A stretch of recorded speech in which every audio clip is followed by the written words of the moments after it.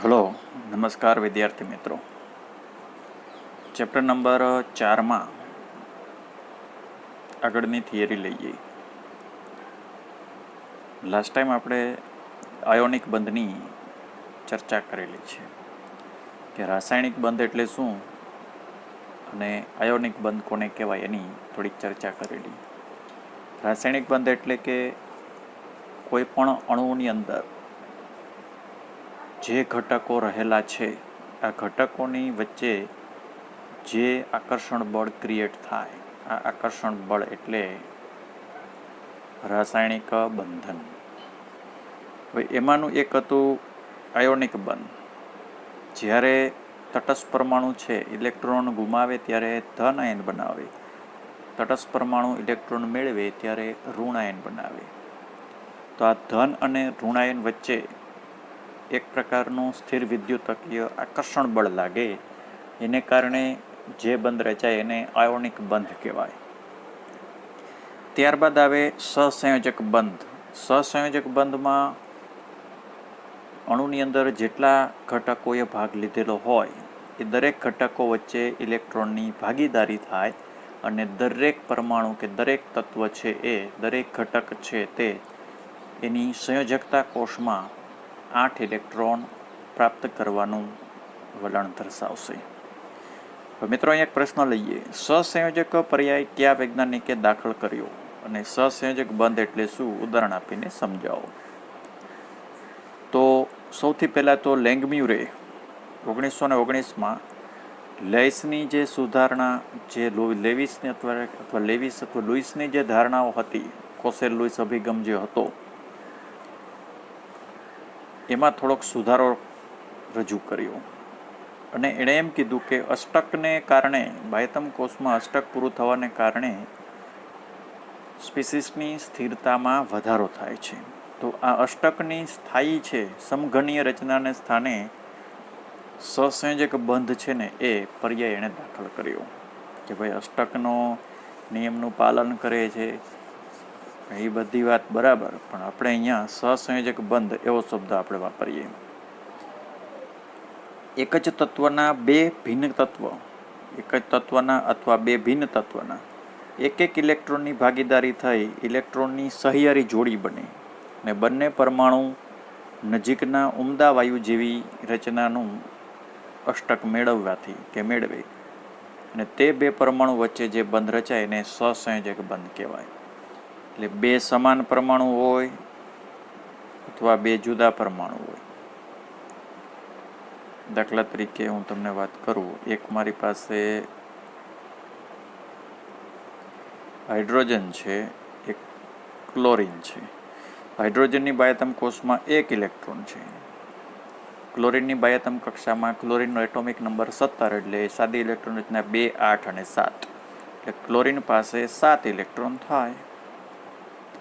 તો હવે હાઇડ્રોજનનો 1 ઇલેક્ટ્રોન અને ક્લોરિનનો 1 ઇલેક્ટ્રોન, આ બે વચ્ચે ઇલેક્ટ્રોનની ભાગીદારી થાય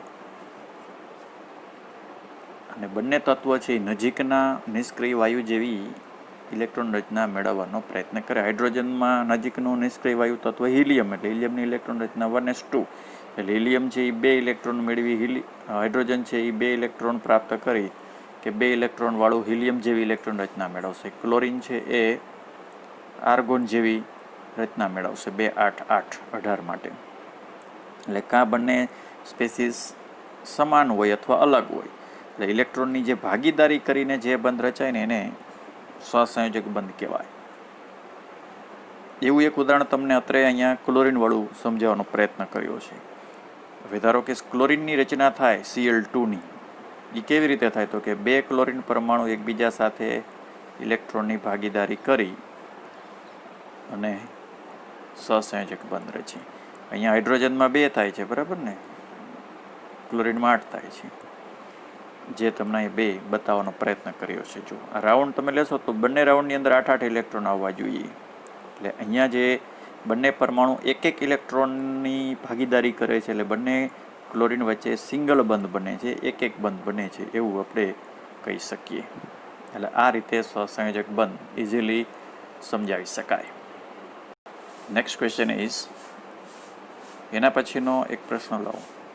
H2O અને CCl4. H2O એટલે પાણી, CCl4 કાર્બન ટેટ્રા ક્લોરાઇડ. એમાં સહસંયોજક બંધની સમજૂતી આપવાની છે. સહસંયોજક બંધની સંખ્યા કેટલી થશે અને દર્શાવવાનો પ્રયત્ન કરવાનો છે. પાણી એટલે આપણને ખબર છે H2O. એમાં આ ટાઈપની કંઈક રચના હશે. O કેન્દ્રસ્થ પરમાણુ, એની સાથે 2 હાઇડ્રોજન પરમાણુ. ઓક્સિજનનો એટોમિક નંબર 8 છે, એટલે એની ઇલેક્ટ્રોન રચના 2 અને 6, હાઇડ્રોજનમાં 1. હવે અહીંયા જો કેવી રીતે રચના થશે આ ઓક્સિજનની. એની પાસે બાયતમ સેલમાં કેટલા છે? 6. 1 2 3 4 5 6 આ રીતે. હવે પ્રત્યેક હાઇડ્રોજન છે એ એક ઇલેક્ટ્રોન આપશે. તો હાઇડ્રોજનનો એક ઇલેક્ટ્રોન મેં ગ્રીનથી બતાવવાનો પ્રયત્ન કર્યો છે. જો હવે તમે આનું રાઉન્ડ દોરો. જો આ 1 આ 2 અને આ ઓક્સિજનનો આખું રાઉન્ડ કરું તો હાઇડ્રોજન છે એમાં 2 ઇલેક્ટ્રોન થાય છે. Same thing happen other side. ઓક્સિજનમાં 8 ઇલેક્ટ્રોન થાય છે. તો ટોટલ રચના છે HOH. હવે મિત્રો અહીંયા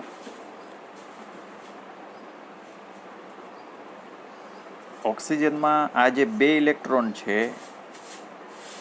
એ બંધમાં ભાગ લેતા નથી, તો એને આપણે નોન બોન્ડિંગ ઇલેક્ટ્રોન પેર કહેશું. પેર એટલે જોડી, એટલે અબંધકારક અથવા બંધ પ્રતિકારક. અબંધકારક કયો ને, તો નોન બોન્ડિંગ એટલે બંધમાં ભાગ લેતા નથી એવા અબંધકારક જેને કહેવાય. આ જે છે વચ્ચે એ બંધમાં ભાગ લે છે, તો એને બંધકારક કહેવાય. તો પાણીમાં ઓક્સિજન પાસે કેટલા અબંધકારક ઇલેક્ટ્રોન યુગ્મ છે? યુગ્મ કહીએ તો અબંધકારક કેટલા? યુગ્મની જોડી, યુગ્મ એટલે 2. એક જોડી આ છે, એક જોડી આ છે. બંધકારક કેટલા છે? એક જોડી આ, એક જોડી આ. યુગ્મ કહીએ તો 2 જોડી બને. કેટલા અબંધકારક ઇલેક્ટ્રોન કહીએ તો 4 થાય. એવી જ રચના આપણને કાર્બન ટેટ્રાક્લોરાઇડ એટલે કે CCl4માં પણ જોવા મળે. એ સમજીએ. CCl4માં કંઈક આ ટાઈપની રચના જોવા મળે છે. કાર્બનની સંયોજકતા 4 હોય, કારણ કે કાર્બનની ઇલેક્ટ્રોન રચના જુઓ 2 4, બાયતમ કોષમાં 4 છે, એટલે કાર્બન છે કાં 4 ઇલેક્ટ્રોન કોકને આપે તો C+4 બને, અથવા કાં 4 ઇલેક્ટ્રોન મેળવે તો C-4 બને. પણ 4 ઇલેક્ટ્રોન કોઈ આપે નહીં ને મેળવે નહીં, એ બહુ અઘરી વસ્તુ છે. એને કારણે શું થશે કે મોસ્ટ ઓફના કાર્બનના સંયોજનોની અંદર ઇલેક્ટ્રોનની પાર્ટનરશિપ થાય અને સહસંયોજક બંધનું નિર્માણ થાય. કાર્બનની એટોમિક નંબર આપણને 6 છે, એટલે હું અહીંયા કાર્બન કરું, એની આસપાસ એના 4 ઇલેક્ટ્રોન કરી નાખું. શું કામ 4? કારણ કે 2 અને 4. હવે ક્લોરીનના 17 છે, એટલે 2 8 અને 7, બાયતમ કોષમાં 7 છે. તો અહીંયા દરેક પાસે એક આમ ક્લોરીન બતાવું.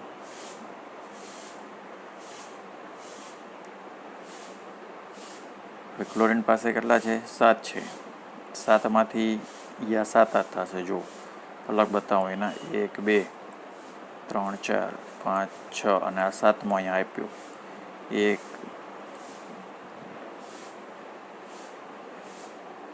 2 3 4 5 6 અને 7મો આપે છે.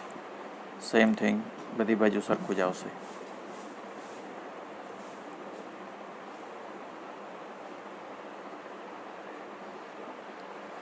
હવે તમે જોઈ શકશો કે દરેકનું અષ્ટક છે ને એ પૂરું થશે. કેવી રીતે? જો કાર્બનનું આ રાઉન્ડ બનાવો આખું તો 8 ઇલેક્ટ્રોન પૂરા થાય છે. ક્લોરીનનું આ રાઉન્ડ બનાવું તોય પૂરા થાય છે. જો 4 ક્લોરીનનો. એટલે આવી કંઈક રચના જોવા મળે. કેટલા સહસંયોજક બંધ બને છે? 4 સહસંયોજક બંધ બને છે. પાણીમાં 2 બનતા હતા. એના પછીનો એક પ્રશ્ન લઉં, ગુણક બંધ એટલે શું? એક બંધ, દ્વિબંધ અને ત્રિબંધ વિશે ચર્ચા કરો. મિત્રો, ગુણક બંધ એટલે કે બંધની રચનામાં જો એકથી વધારે ઇલેક્ટ્રોન યુગ્મનો સમાવેશ થાય, એટલે જ્યારે કોઈ પણ અણુનું નિર્માણ થાય, ધારો કે મારી પાસે A2 અણુ છે, તો આ એ અણુ છે એમની વચ્ચે એક બંધ આવે તો એકલ બંધ કહેવાય. બંધ એક, ઇલેક્ટ્રોન યુગ્મ એક, યુગ્મ એટલે જોડી, ઇલેક્ટ્રોન થાય બે. જો બે એ વચ્ચે બબ્બે ઇલેક્ટ્રોન છે એ પાર્ટનરશિપ થાય એટલે ઇલેક્ટ્રોન યુગ્મની જોડી બને બે, તો દ્વિબંધ કહેવાય. ઇલેક્ટ્રોન થાય ચાર. બંને એના પરમાણુ ત્રણ ત્રણ ઇલેક્ટ્રોનની પાર્ટનરશિપ કરે, ભાગીદારી કરે તો ત્રિબંધ કહેવાય. ત્રિબંધની અંદર બંનેના ત્રણ ઇલેક્ટ્રોન આપશે એટલે ટોટલ ઇલેક્ટ્રોન થાય આ 6. એટલે ઇન શોર્ટ, જ્યારે કોઈ પણ અણુની અંદર જે બે પરમાણુઓ છે, આ અણુ છે એની અંદર આ બે પરમાણુ છે, એમાં ભાગીદારીને કારણે જે ઇલેક્ટ્રોન યુગ્મ એકથી વધારે બનતા હોય ને ત્યારે એને ગુણક બંધ કહેવાય. એકલ બંધ, સહસંયોજક બંધના 3 પ્રકાર, એક બંધ, દ્વિબંધ, ત્રિબંધ. એક બંધમાં શું કીધું? બે પરમાણુ વચ્ચે ઇલેક્ટ્રોનની ભાગીદારીને કારણે એક જ ઇલેક્ટ્રોન યુગ્મ હોય. આમાં બંને પરમાણુ એક એક ઇલેક્ટ્રોન આપે. આમાં બંને પરમાણુ દ્વિબંધમાં 2 ઇલેક્ટ્રોન આપે એટલે કેટલા ઇલેક્ટ્રોન યુગ્મ થાય? 2 ઇલેક્ટ્રોન યુગ્મ થાય. ત્રિબંધમાં કેટલા ઇલેક્ટ્રોન આપશે? બંને પરમાણુ 3 ઇલેક્ટ્રોન આપે, એને કારણે 3 ઇલેક્ટ્રોન યુગ્મ થાય. રજૂઆત કેવી રીતે? એકલ બંધની રજૂઆત એક લીટાવાળી, દ્વિબંધની રજૂઆત આમ ડબલ લીટાવાળી, ત્રિબંધની ટ્રિપલ બંધવાળી. અથવા ઇલેક્ટ્રોન વડે કરો તો આમ 2 ટપકાઈ ચાલે. દ્વિબંધમાં આમ 4 કરવા પડે, ત્રિબંધમાં 6 કરવા પડે. આ રીતે ઉદાહરણ આપીએ. આ ક્લોરીન જો એમાં થાય છે સિંગલ બંધ, ઓક્સિજનમાં ડબલ બોન્ડ થાય અને નાઇટ્રોજનમાં ટ્રિપલ બંધ થાય.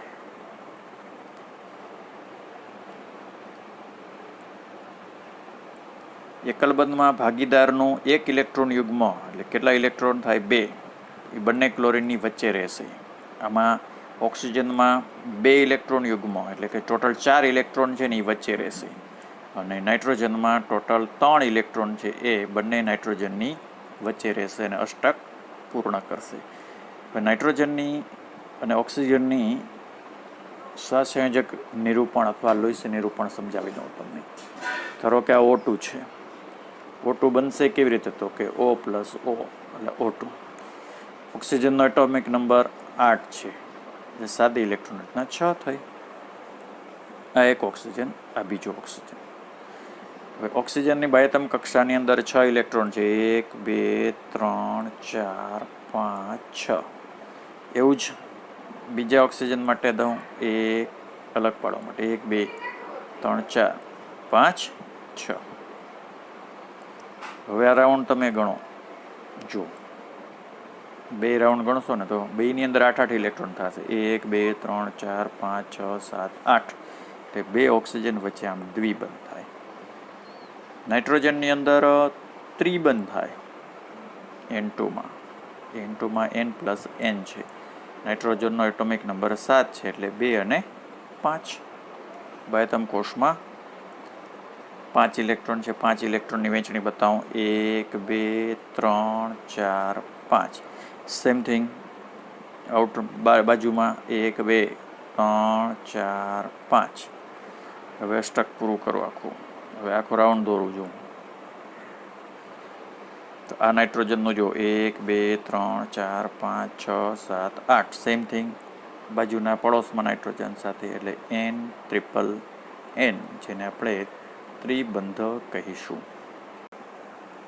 એના પછી એક પ્રશ્ન લઉં. CO2 carbon dioxide, C2H4 ethene, N2 nitrogen અને C2H2 ઇથાઇન. એમાં કયા ગુણક બંધ છે? એટલે ડબલ બોન્ડ બંધ છે, સિંગલ છે, ટ્રિપલ છે, વગેરે વગેરે. અને દરેકની રચના બતાવો. પહેલો જ બંધ પહેલો લઉં CO2. CO2ની રચના તમારે એક યાદ રાખવી પડશે. કેન્દ્ર પરમાણુ કાર્બન છે, એની પડોશમાં બે બાજુ એક એક ઓક્સિજન આવશે. હવે એની લુઈસ બિંદુ નિરૂપણ કરીએ. કેન્દ્રમાં કોણ છે? કાર્બન. કાર્બનનો એટોમિક નંબર 6, એટલે એમની પાસે ભાઈ સાદી ઇલેક્ટ્રોન રચના કાર્બનની 2 અને 4. એનો મતલબ કે કાર્બન પાસે 4 ઇલેક્ટ્રોન થવા જોઈશે. ઓક્સિજનનો એટોમિક નંબર 8 છે, તો અહીંયા ઓક્સિજન લખો બે બાજુ. જો 8 માંથી સાદી ઇલેક્ટ્રોન રચના 2 અને 6, 6 માંથી અહીંયા બબ્બે વાપરાશે, એ વાપરશે. 2 વપરાઈ ગયા, 3 4 5 6. Same thing 1 2 3 4 5 6. એમાં જો અહીંયા જે દર્શાવ્યું ને એમાં નીચે કર્યું, એવું જરૂરી નથી કે નીચે હોવું જોઈએ, બાજુમાં કરો તોય હાલશે. હવે કોઈ પણ રાઉન્ડ બનાવો. જો ઓક્સિજનનો અષ્ટક થશે, આમાં કાર્બનનો અષ્ટક પૂરું થશે અને છેલ્લામાં આનો અષ્ટક પૂરું થશે. એનો મતલબ કે CO2ની રચનામાં આ ટાઈપની કંઈક ગોઠવણી થાય છે, એટલે દ્વિબંધ છે, જે ડબલ બોન્ડ બતાવ્યો છે આપણે. કેટલા દ્વિબંધ છે? 2 દ્વિબંધ છે. ઓક્સિજન પાસે વધારાના 4 4 રહીએ છે, એટલે 1 2 3 4, 1 2 3 4, આ રીતે.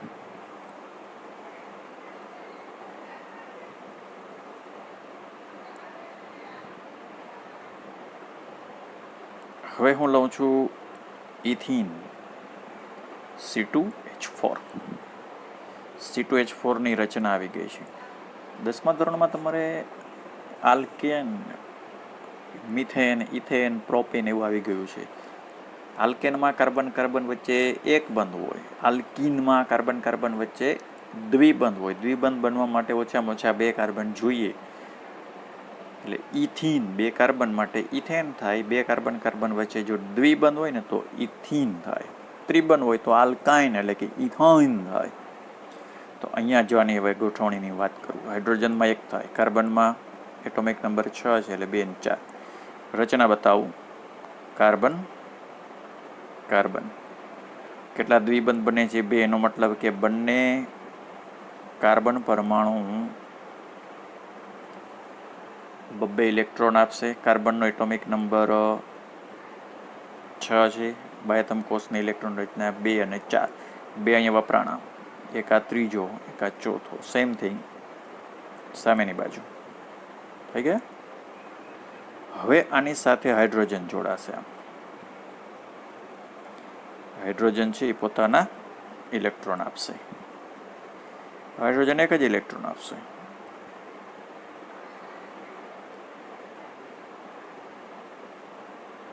હવે કોઈ પણ અષ્ટક પૂરું કરો. જો હાઇડ્રોજનનું 2, હાઇડ્રોજનના 2, હાઇડ્રોજનના 2, હાઇડ્રોજનના 2 ઇલેક્ટ્રોન થાય. ચોકડી અને રાઉન્ડ અને ક્રોસ કર્યું ને ઇલેક્ટ્રોન છે. આ કાર્બનનું ચેક કરો તો હવે વચ્ચેનાનું.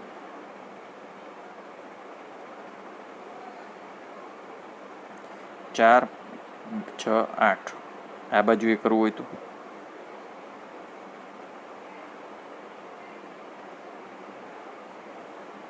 જો અહીં તમને બતાવ્યા છે બરાબર. આ જ રીતે બાકીના 2 થશે, એટલે એ તમને ઘરેથી આપીશું. નાઇટ્રોજનનું આગળ મેં તમને કરાવી દીધું છે. ઇથાઇનમાં જુઓ, ઇથાઇનની રચના આવી હોય એમ CCCH.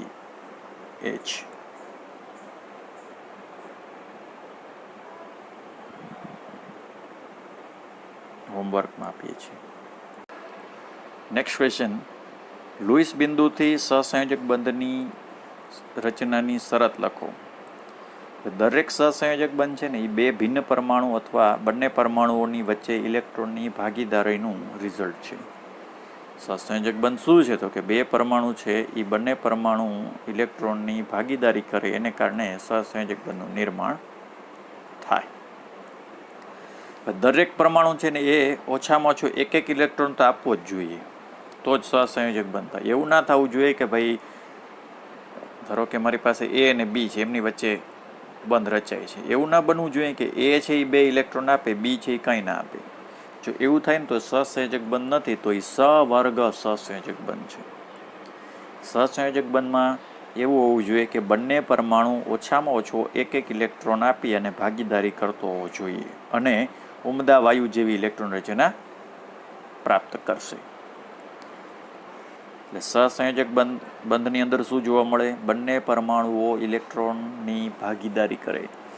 સવર્ગ સહસંયોજક બંધમાં બેમાંથી બે પરમાણુ વચ્ચે ધારો કે બંધ રચાય તો બેમાંથી કોઈ પણ એક જ પરમાણુ બંધના ઇલેક્ટ્રોન આપી દેશે બે, અને બીજો પરમાણુ કાંઈ નહીં આપે ને વચ્ચે રહેશે, બંનેની વચ્ચે ક્રિએટ થશે કે જોવા મળે, તો એ સવર્ગ સહસંયોજક બંધ બને.